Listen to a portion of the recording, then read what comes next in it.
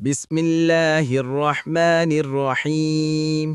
تحفظ اسلام on line academy بنیادی عقائد کورس، لیکچر نمبر 11، سوال نمبر 49۔ جنت کیا ہے؟ اس کے داروغہ یعنی نگران کون ہے؟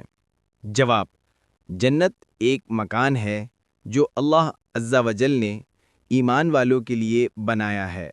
جنت میں اللہ تعالیٰ نے اپنے ایماندار بندوں کے لیے مختلف اقسام کی ایسی نعمتیں جمع فرمائی ہیں جن تک آدمی کا وہم و خیال نہیں پہنچتا۔ نہ ایسی نعمتیں کسی آنکھ نے دیکھیں، نہ کسی کان نے سنی، نہ کسی دل میں ان کا خیال گزرا۔ ان کا وصف پوری طرح بیان میں نہیں آ سکتا۔ اللہ تعالیٰ عطا فرمائے تو وہیں ان کی قدر معلوم ہوگی۔ سوال نمبر 50۔ کیا جنتی جنت میں ہمیشہ رہیں گے؟ جواب: جی ہاں، ایک منادی اہل جنت کو ندا کرے گا، اے بہشت والو، تمہارے لیے صحت ہے، کبھی بیمار نہ ہوگے، تمہارے لیے حیات ہے، کبھی نہ مرو گے، تمہارے لیے جوانی ہے، بوڑھے نہ ہوگے، تمہارے لیے نعمتیں ہیں، کبھی محتاج نہ ہوگے۔ سوال نمبر 51۔ اگر کوئی حساب اور جنت و دوزخ کا انکار کرے، اس کے بارے میں کیا کہیں گے؟ جواب: حساب اور جنت و دوزخ حق ہیں، ان کا انکار کرنے والا کافر ہے۔ سوال نمبر 52۔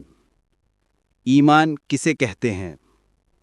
جواب: وہ تمام امور جو حضور صلی اللہ علیہ وسلم اللہ تعالیٰ کی طرف سے لائے اور جن کے بارے یقینی طور پر معلوم ہے کہ یہ دین مصطفیٰ صلی اللہ علیہ وسلم سے ہیں، ان سب کی سچے دل سے قطعی تصدیق کرنا ایمان کہلاتا ہے۔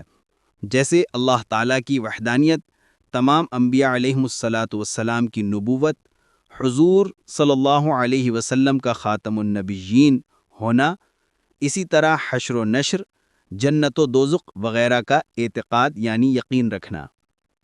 سوال نمبر 53۔ روزہ وہ رکھے جسے کھانا نہ ملے، یہ کہنے کا کیا حکم ہے؟ جواب: جو یہ کہتا ہے کہ روزہ وہ رکھے جسے کھانا نہ ملے، یا کہتا ہے جب خدا نے کھانے کو دیا ہے تو بھوکے کیوں مریں، یا اسی قسم کی اور باتیں جن سے روزہ کی حد تک و تحقیر ہو، کہنا کفر ہے۔ سوال نمبر 54۔ مرتد کون ہوتا ہے؟ جواب: مرتد وہ شخص ہے کہ اسلام کے بعد کسی ایسے امر کا انکار کرے جو ضروریات دین سے ہو، یعنی زبان سے کلمہ کفر بکے جس میں تاویل صحیح کی گنجائش نہ ہو۔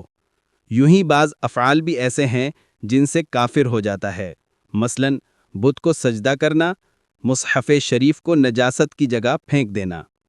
یاد رہے کہ جو بطور مذاق کفر کرے گا وہ بھی مرتد ہے، اگرچہ کہتا ہے کہ ایسا اعتقاد نہیں رکھتا۔ اللہ کریم ہمیں نیک اعمال کرنے اور سنت مصطفیٰ صلی اللہ علیہ وسلم اپنانے کی توفیق عطا فرمائے۔ آمین بجاہ النبی الامین صلی اللہ علیہ وسلم۔